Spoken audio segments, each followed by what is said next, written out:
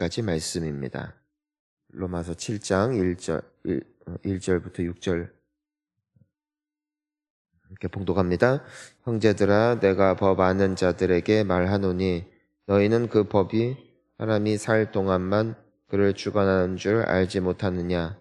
남편 있는 여인이 그 남편 생전에는 법으로 그에게 매인바 되나. 만일 그 남편이 죽으면 남편의 법에서 벗어나느니라. 그러므로 만일 그 남편 생전에 다른 남자에게 가면 음녀라. 그러나 만일 남편이 죽으면 그 법에서 자유롭게 되나니 다른 남자에게 갈지라도 음녀가 되지 아니하느니라. 그러므로 내 형제들아, 너희도 그리스도의 몸으로 말미암아 율법에 대하여 죽임을 당하였으니 이는 다르니 곧 죽은 자 가운데서 살아나신 이에게 가서 우리가 하나님을 위하여 열매를 맺게 하려 함이라. 우리가 육신에 있을 때에는 율법으로 말미암는 죄의 정욕이 우리 지체 중에 역사하여 우리로 사망을 위하여 열매를 맺게 하였더니 이제는 우리가 얽매였던 것에 대하여 죽었으므로 율법에서 벗어났으니 이러므로 우리가 영의 새로운 것으로 섬길 것이요 율법 조문에 묵은 것으로 아니할지니라. 아멘. 할렐루야. 오늘 우리가 예수님께서 왜 우리의 유일한 소망이 되시는가를 다시 한번 우리가 생각을 해봅니다. 오늘 바울은 다시 한번 이 로마서를 읽는 성도들에게 그 복음을, 그러니까 왜 예수밖에 없는지를 설명하기 위하여 이제 다시 한번 이제 설명을 하는 방법을 쓰고 있습니다. 한두 번 말해서 깨닫는 것이 인생이라면 얼마나 좋겠습니까마는 끊임없이 잊어버리고 끊임없이 예전에 내가 알던 곳으로 돌아가는 것이 인간이기에 다시 한번 또 설명하는 이 바울의 모습 속에 또한 사랑을 볼 수가 있습니다. 우리가 전도를 할 때나 또한 누군가에게 사랑을 줄 때나 또 누군가가 변화되기를 바라는 그 과정은 어찌 보면 끊임없는 반복입니다. 한 번 내가 말해주었다 하여, 내가 한 번 가르쳤다 하여 그 사람이 깨닫고 받아들이고 변화된다면 얼마나 좋겠습니까마는 그런 사람은 없죠. 끊임없이 다가가고 변하지 않아도 깨닫지 못해도 또 가르치고 끊임없는 반복 가운데 결국 그 사람에게서 변화가 나타나기를 소망하는 이 마음이 바로 우리를 향한 또한 주님의 마음인 줄을 믿습니다. 우리 주님은 지금도 우리에게 말씀하시고 역사하시고 또 우리를 붙잡고 계시니 얼마나 감사한지 모르겠어요. 자, 오늘 그래서 어떤 설명을 하고 있는가 하면은 결국 법은 그 사람이 살아있는 동안에만 적용이 된다. 그러면서 하나의 예시를 들죠. 부부가 결혼을 하면은 법적 부부가 됩니다. 근데 그 두 사람이 살아있는 동안에는 그 법이 적용을 한다는 것이죠. 하지만 만약에 나의 배우자가 죽는다, 먼저 세상을 떠나게 된다, 그러면은 그 부부의 법은 더 이상 효력을 발휘하지 않습니다. 왜냐면은 그 사람이 죽었기 때문에 이젠 그 법에서부터 자유한 것이죠. 내가 사별을 하고 이젠 내가 혼자가 되었을 때 더 이상 법이 나를 어떤 부부라는 그 연을 맺어준 사람으로부터 이제는 그 효력을 발휘하지 않는 것이죠. 그래서 내가 이제 그때부터는 싱글로 살든지, 내가 설령 또 다른 뭐 하나님의 은혜가 됐든 뭐가 됐든 좋은 인연을 만나서 또 함께 새로운 삶을 살아가든 그것이 법적으로 아무런 영향을 끼치지 않는다라는 것을 먼저 우리에게 말하고 있습니다. 근데 왜 이런 말을 왜 할까? 어떤 설명을 하려는 것인가?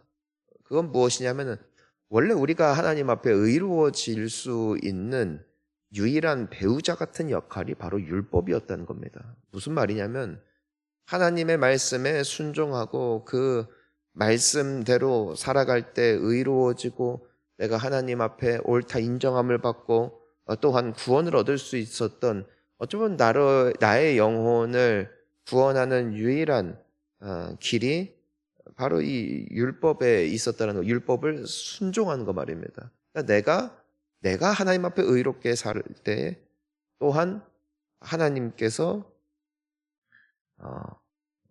인정을 해주시는, 하지만 그것이 안 되는 것을 보시고 이제는 어떻게 하신 거예요? 그 율법에 대하여 이제 4절을 보니까 뭐라고 되어 있어요? 한번 다시 읽어볼까요? 그러므로 내 형제들아 너희도 그리스도의 몸으로 말미암아 율법에 대하여 죽임을 당하였으니 이는 다르니 곧 죽은 자 가운데서 살아나신 이에게 가서 우리가 하나님을 위하여 열매를 맺게 하려 함이라. 아멘. 예전에는 하나님께서 분명히 말씀을 주신 게 무엇이냐면은 순종하면 너희들이 복을 받을 것이고 불순종하면은 저주를 받을 것이다.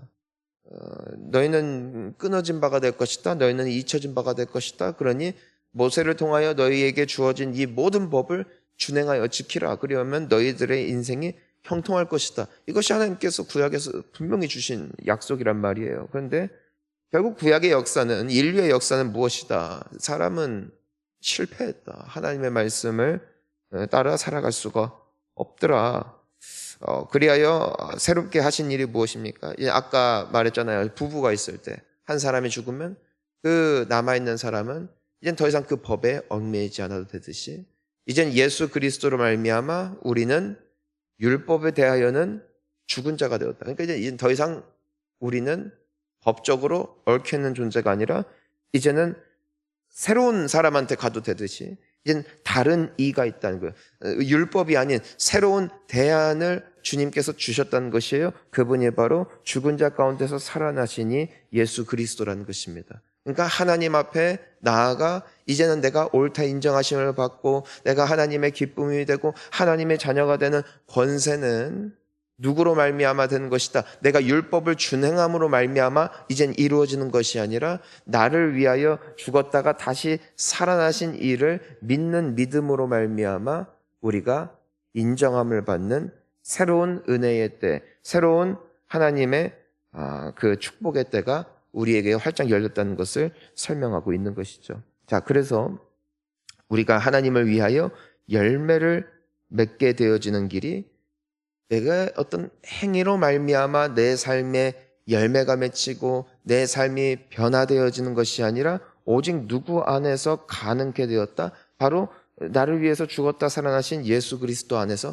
가능하게 되었다. 결국 신앙은 내가 얼만큼 열심을 가지고 결단을 하여 살아내는 나의 의지에 따라 이루어지는 시대는 이제는 구약과 함께 끝이 난 것이고 이제는 우리가 변화되어지고 하나님께서 기뻐하시는 뜻을 쫓아 나아갈 수 있게 되어지는 그 능력과 힘과 새로운 길이 무엇을 통해 열렸다? 바로 예수 그리스도를 통해서 열렸다는 것입니다. 그러니까 우리에게 힘 주시고 우리에게 능력 주시고 우리의 마음을 변화시켜 주시고 우리로 하여금 순종하여 따라갈 수 있게끔 힘 주시는 이는 오직 예수님이시라는 것이죠. 우리가 오늘 이 아침에도 주 예수 그리스도를 붙잡는 믿음으로 나아가는 줄 믿습니다. 그러니까 우리가 마음 가운데 주님을 믿는 거예요. 믿는 믿음으로 살아나는 것입니다.